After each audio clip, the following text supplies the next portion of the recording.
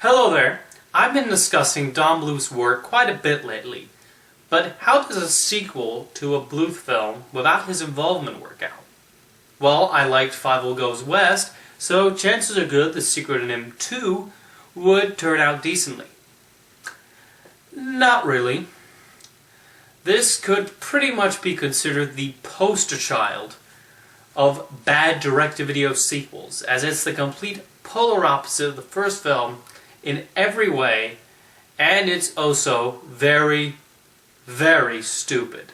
The first problem comes with the prophecy that drives the plot. The Chosen One storyline has become very popular lately, but none of them reach the same level of stupidity as The Secret of NIMH 2.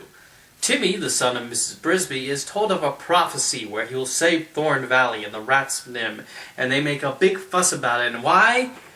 Because a wizard did it. Yes, seriously, the whole thing is absolutely bunk, because Timmy hasn't done and will do nothing that will make him worthy of a title.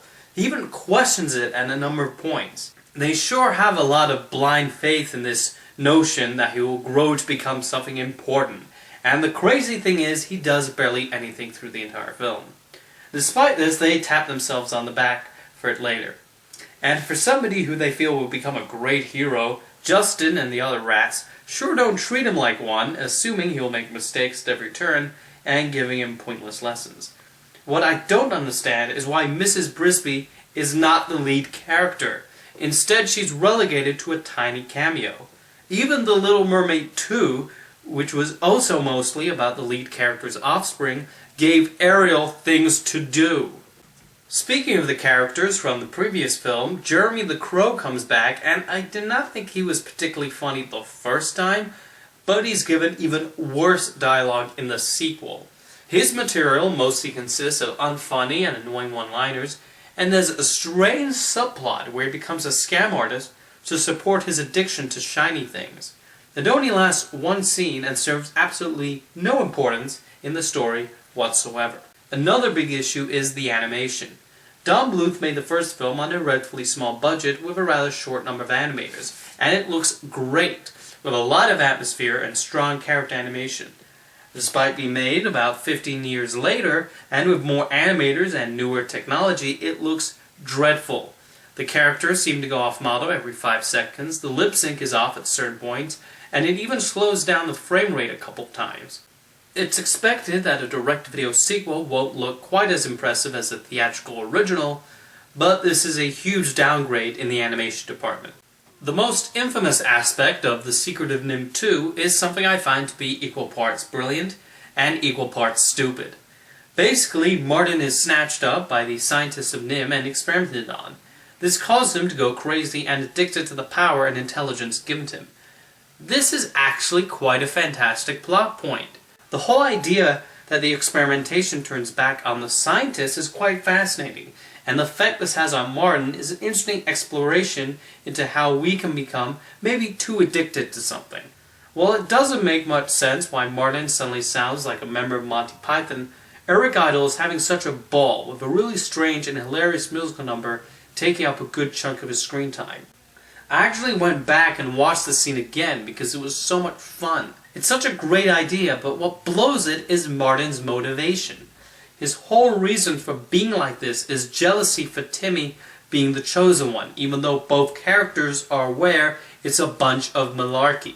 It pretty much takes away from the interesting ideas and progression of the character when it all goes back to that stupid prophecy. And then what ultimately fixes everything is a bump to the head. And Timmy even gets a statue. Why? He didn't do anything. If anything, the girl mouse with Starfire's voice should get the statue. She was way more responsible for getting them to NIMH and knocked Martin unconscious. Nope, she's relegated to being just the love interest. If there's something I think is kind of decent in The Secret of NIMH 2, the soundtrack is pretty good. None of these songs come close to Flying Dreams, and this has no business being a musical, but the melodies are well done, and the lyrics have some genuine quality to them. Despite being an utterly pointless scene, Jeremy's big musical number is kind of catchy, and one of the few actually heartfelt moments is when Timmy is singing while trapped in NIMH.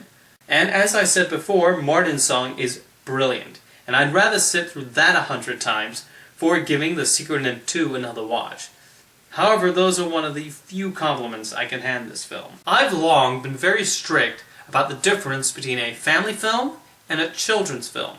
The Secret of NIMH is a family film. It's made to appeal to everybody of every age by tackling universal themes and interesting ideas that can work on multiple levels, no matter how old you are.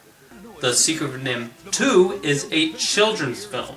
It is made exclusively for children under the age of 13, with nothing aimed for an older audience. Now, that's not to say all children's films are bad. Follow That Bird is a children's film, but it works because it respects the audience by not talking down to them and still crafts a story they can follow and enjoy. The Secret of NIMH 2 dumbs down the material and instead hands them a stupid plot that makes no sense and is merely there to shut them up for an hour. The Secret of NIMH 2 is basically a lesson in how not to do a direct-to-video sequel to a well-regarded movie.